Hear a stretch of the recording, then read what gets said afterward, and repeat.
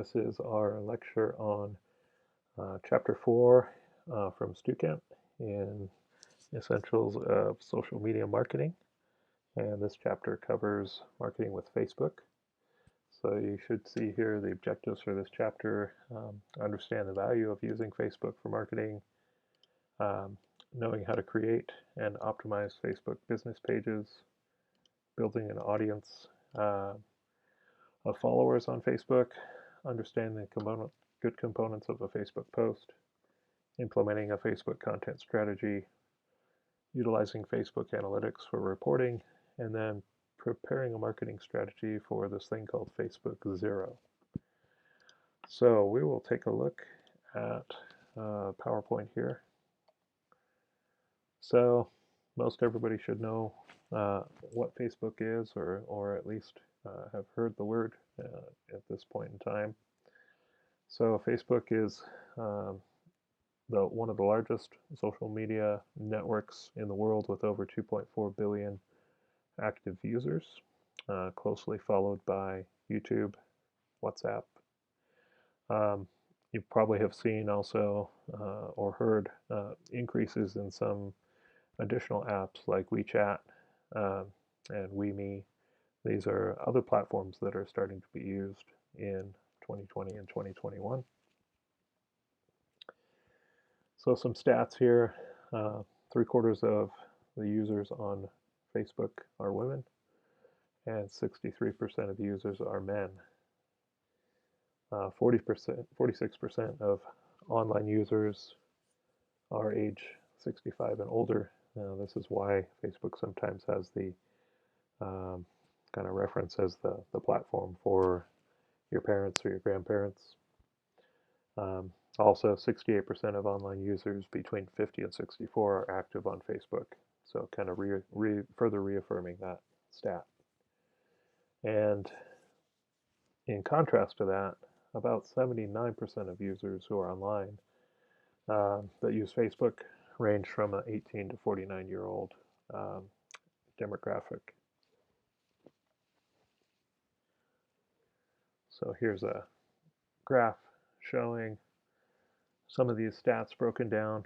It is interesting to see that just over 51% of users are in the 13 to 17 age range, and that percentage tends to grow or be a larger percent for 18 to 29 and 30 to 49. Another thing to notice here is kind of the breakup of where Facebook is used by the demographic that we're looking at. So you'll see 73% of users are urban, 69% are suburban, and 66% are rural. And as far as income stratification here, the majority of users that are probably in the higher end and older are also in this $75,000 a year income range. It makes up almost 74%. As far as education goes, it's kind of the middle of the road here. Some college education makes up about 75% of the education group.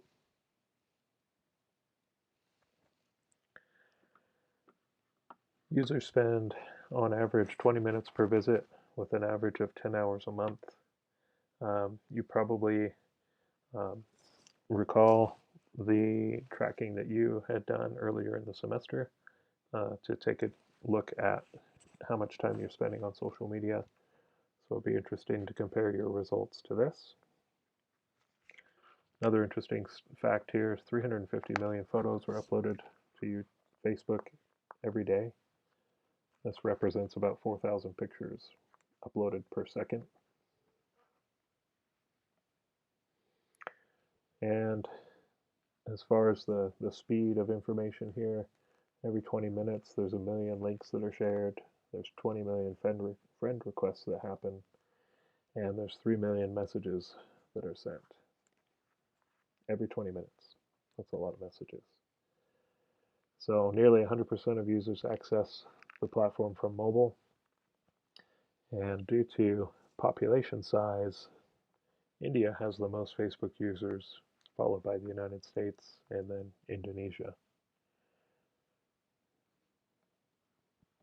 So you'll see here the breakdown.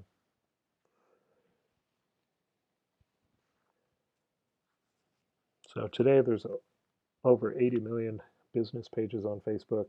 This is outside of personal pages. And over a billion people use Facebook Messenger to connect with people or businesses every month. So some of the survey questions, one of them is giving your own description of what these techniques mean. So what does it mean to optimize our Facebook page? We've already looked at that with LinkedIn and Twitter. So updating profile images and cover photos. There's the ability to add a button to your profile that uh, asks a question or encourages the user to take action, um, including a bio or short description, contact info, your location, hours, and then you can have some different setup for page settings where you can add or remove users and give them specific privileges, all the way from ownership down to mostly editor.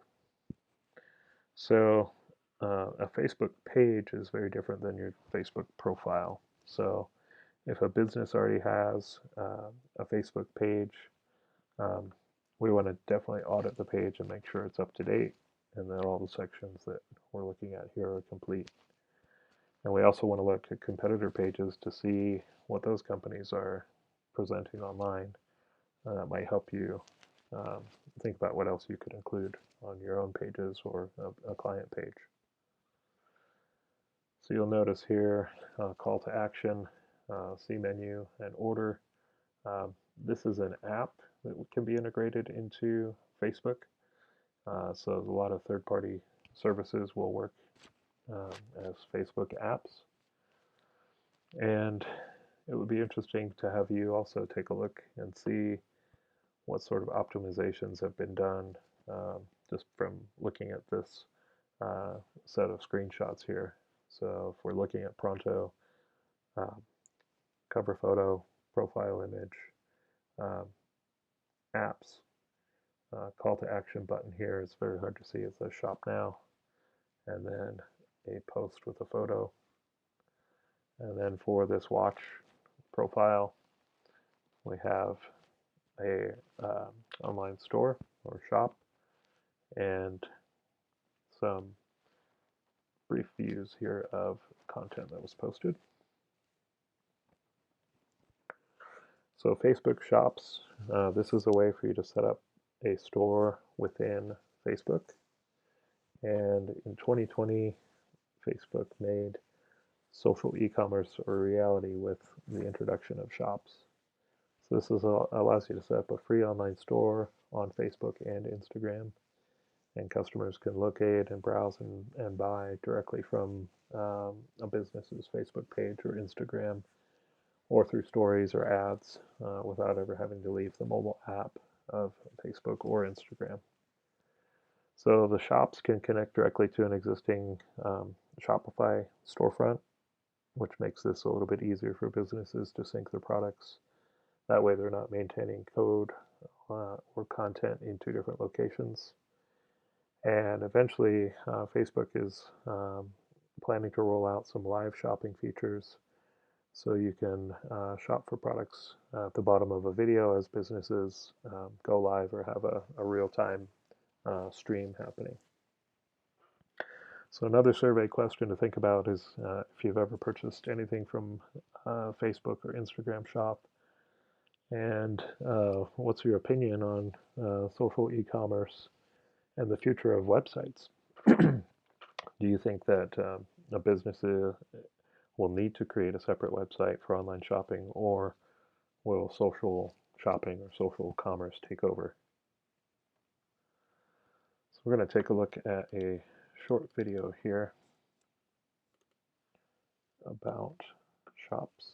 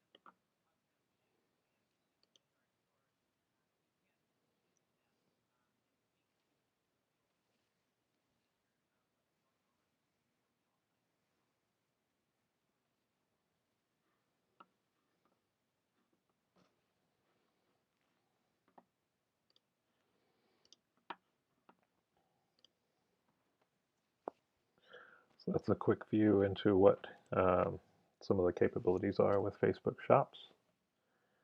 So the next thing Facebook offers is insights. This is going to help you understand how content performs. You should have a little bit of an understanding from this from our Mimic simulation and some of the reviews of live Facebook accounts we've seen in class.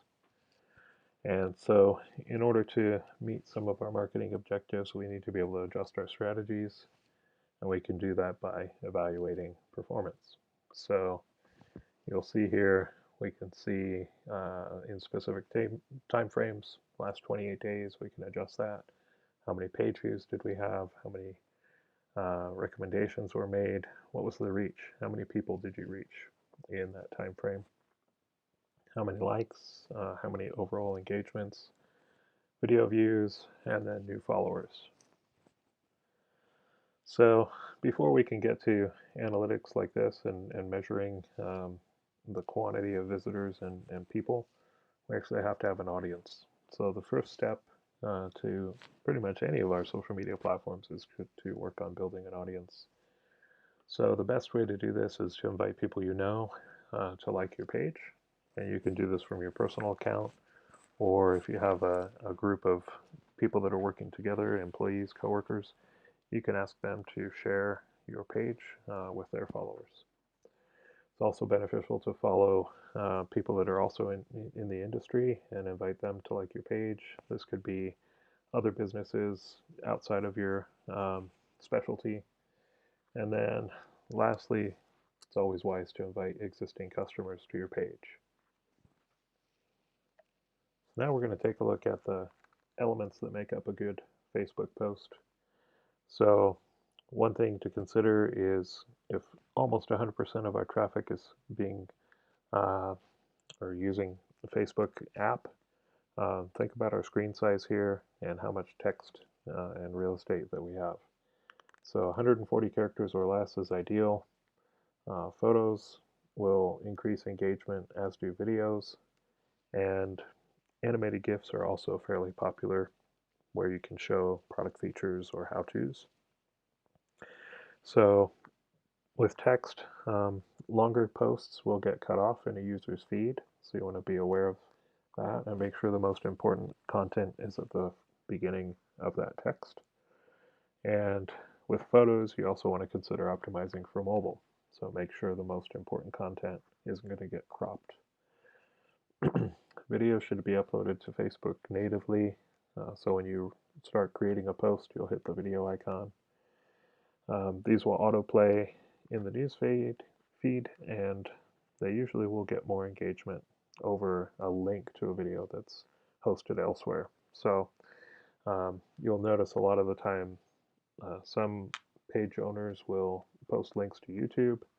While that's effective, it's probably more effective to take a short snip out of the YouTube video and upload that natively, and then provide a link off to see the full version on YouTube. Finally, hashtags become clickable, and this helps followers find other posts and make a brand easier to search for on Facebook.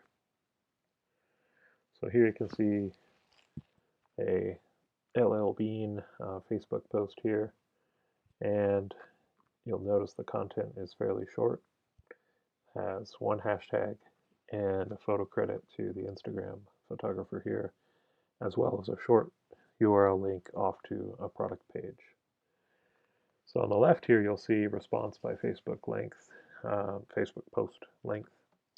So notice the blue response score drops significantly once we pass 140 characters. Comments also tend to diminish. And likes, for some reason, I think you get a certain group of people that do take the time to read more when they're interested. So likes seem to create kind of a canyon here where you get the most for the shortest post, and then a significant amount higher than a medium length post over here at the end. So some of the things you want to consider as part of the Facebook content strategy is determining your voice. you want a voice that's going to match what your target audience expects, that's consistent with your brand. You want to be authentic and transparent, especially for your personal brands. We do want to kind of limit and not necessarily overshare, but we do want to kind of speak the way you would speak to your clients or your customers, the same way as you would on Facebook. We can also implement a social media rule of thirds. So you've probably heard of the rule of thirds for photography and art. Well, on social media, we can divide up the media so that we're looking at 1/3 of the content promoting your business or page. 1/3 of the content is shared from other pages or businesses, maybe news articles or from other people in the industry. And then 1/3 of the content could be based on personal interactions with employees, customers, and other followers on social. So an engagement strategy. This is how we're going to start listening and responding to customers in real time. We will engage with them. This can help strengthen the customer satisfaction with your brand. Determining optimal times. You'll see in the following slide, optimal times we're going to have to test.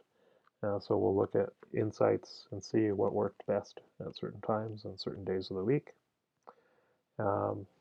Finally, making the most of pinned posts. So if there's something that's long-term, maybe an event that's coming up, announcements, promotions, or giveaways, we can pin a post so it's always the first thing someone sees when they arrive on the page. We want to try and use emojis. I would say use them sparingly. Sometimes they tend to get in the way of the valid content, but they're a good way to add some humor or character to your post. Always try to ask questions in some of your posts. That way you can earn some engagement and some comments or feedback directly with them and make them feel like they're part of your community and that their opinions count. And then finally, going live. So Facebook Live is a feature where you can answer questions in real time or share products or just kind of have discussion as you need with your followers. So here's a view here of the annoying actions that brands take on social media. So you'll see the percentage of responses in this survey.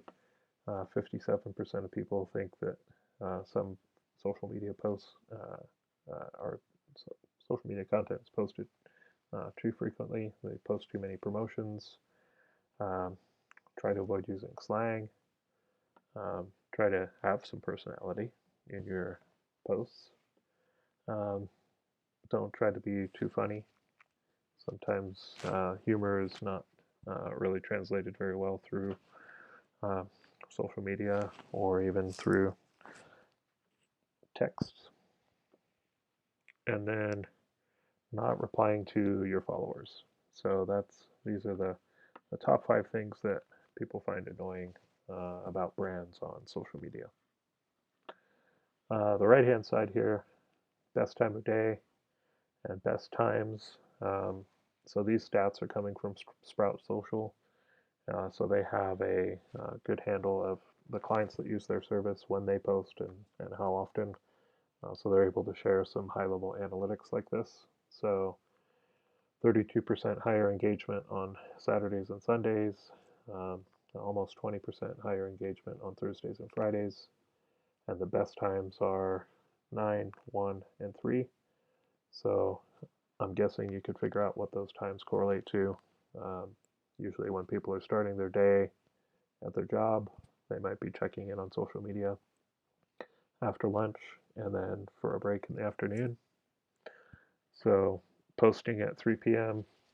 may get you more clicks, and while 1 p.m. you might get more shares. So you want to definitely use Facebook Analytics to track your data and see when your audience is responding, so you can fine-tune these numbers and days and times to match your specific followers. So next we will take a look at different content strategies we can use on top of just a regular post of a photo or a video.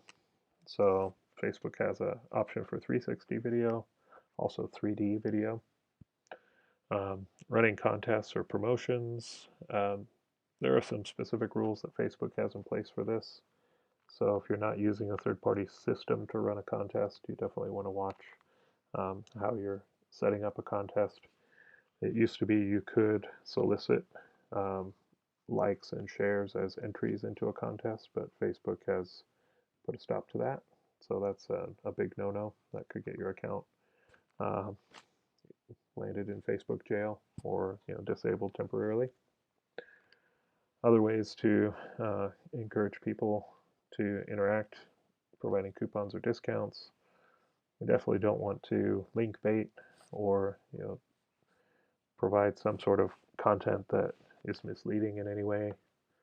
We want to use tags as often as possible, so we can tag photos, tag other accounts, use Messenger where you can, and if you have a budget, obviously use Facebook ads. So next we're going to take a look at Facebook Zero. And so what Facebook Zero is the average engagement and organic reach are down. So what that means is natural content, organic content is down because Facebook has been putting an incentive to provide advertisers more screen time and more real estate on page. So this is increasing competition, which means brands are being forced to pay for placement with sponsored content. So in order to combat some of the Facebook Zero issues, we inevitably will post a little bit less frequently. We want to post really important content, so highly valuable content, something that has meaning or purpose or engagement. We want to start targeting specific audiences with our content, so not everybody gets the same content. Posting things that are timely or trending. Tell a story. So you can start to craft a campaign or strategy that has multiple posts. So you're not just incentivizing somebody with one post. You might keep them hanging just a little bit so that they look for the next update to the story you're telling. Post content that creates a discussion or conversation. Create and post more video because video engagement is definitely up. Also experiment with Messenger and look at diversifying to other platforms. We don't want to rely on one social media platform for our entire business strategy or content strategy. So next, you may or may not have heard about this. There were some issues with Facebook and a company called Cambridge Analytica that accessed data from 87 million Facebook users. This was a voter profiling company. And so Mark Zuckerberg was asked to testify in Congress. And it definitely had a big impact on how people trust Facebook, and even more so now with the latest election scandals. So after the news broke, the hashtags delete Facebook and where's Zuck began trending on Twitter as a number of Facebook users started deleting their accounts and expressing their displeasure with the trust that they used to have with social media, specifically with Facebook and the founder, Mark Zuckerberg. So we'll take a look at this video real quick.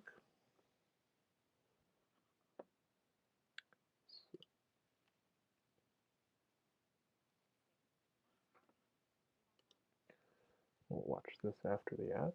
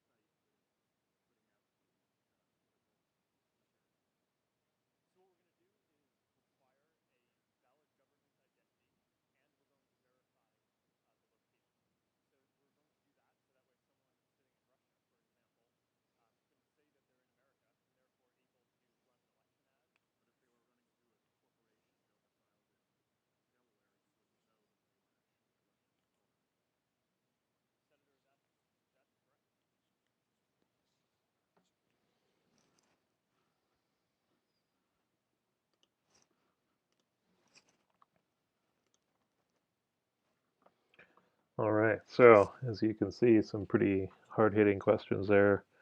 So, it'd be interesting to hear from you. What do you think the long-term impacts are of the Cambridge Analytica scandal? Um, are you concerned about your right to privacy when using social media? I think a lot of you have expressed that already in some of the discussion posts we've done. And last question would be, do you think Facebook or other companies are going to suffer long term if things like this continue to happen? So the ethics of social media companies has been in the spotlight for several years, and even more so intensified in the last year with issues of uh, whether or not there was voter fraud in the 2020 election, and also in relation to COVID-19. So growth at Facebook has slowed, uh, and a lot of people can point to the ethics questions here, and that has caused more than $119 billion loss in their market value on the stock market, which includes a $17 billion loss for Mark Zuckerberg.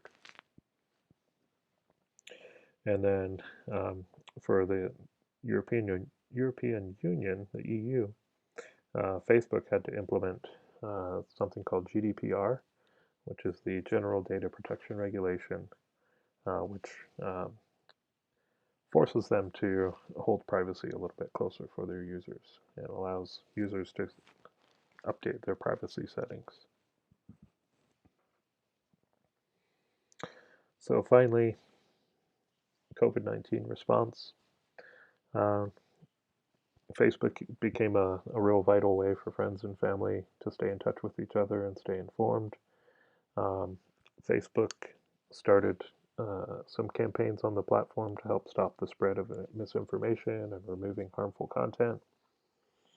They created a COVID-19 information center trying to provide accurate facts with 60 fact-checking organizations like World Health Organization. And they invested over $100 million in news and fact checkers in order to achieve this. And they tried to prohibit deceitful tactics in ads and banned ads for face masks, hand sanitizer, disinfecting wipes, and test kits in order to make sure that the correct messaging was coming from valid sources. Facebook also introduced shops to help businesses sell online for free to help support health and economic relief.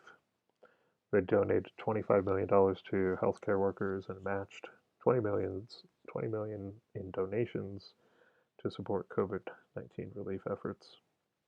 They also invested $100 million in small business through grants and free ads, and provided grants and free ads to global health organizations.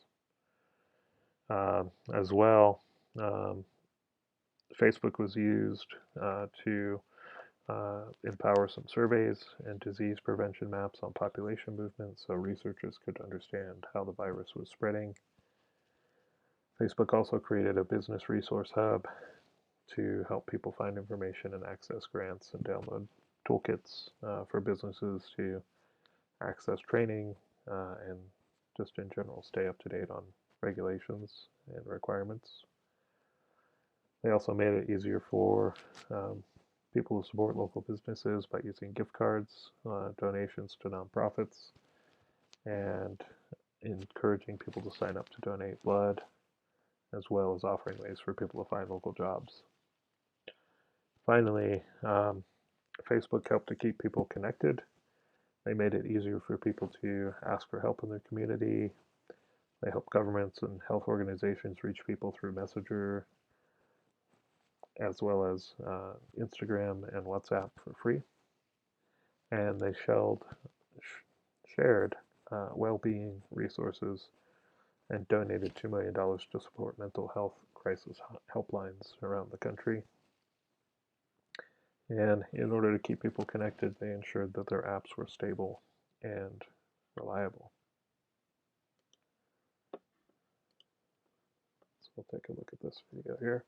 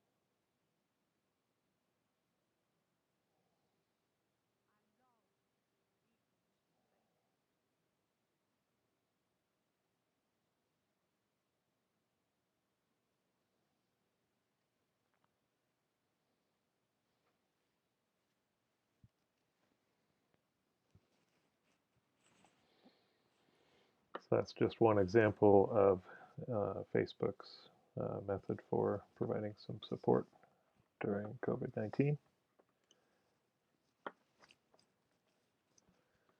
So as we wrap up, Facebook has been a market disruptor and changing the way people communicate, the way people share their lives, the way they consume content, and the way we can interact with brands.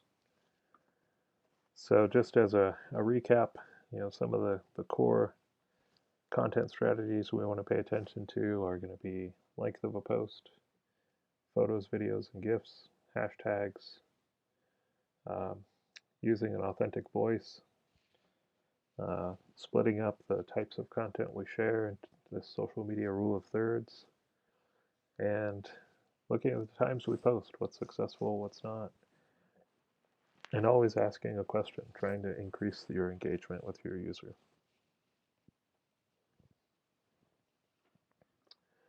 So this is where I would suggest spending a few minutes now, go into the assignment for Chapter 4, get in touch with your partner and start looking for some examples that follow some of these best practices for Facebook content strategy.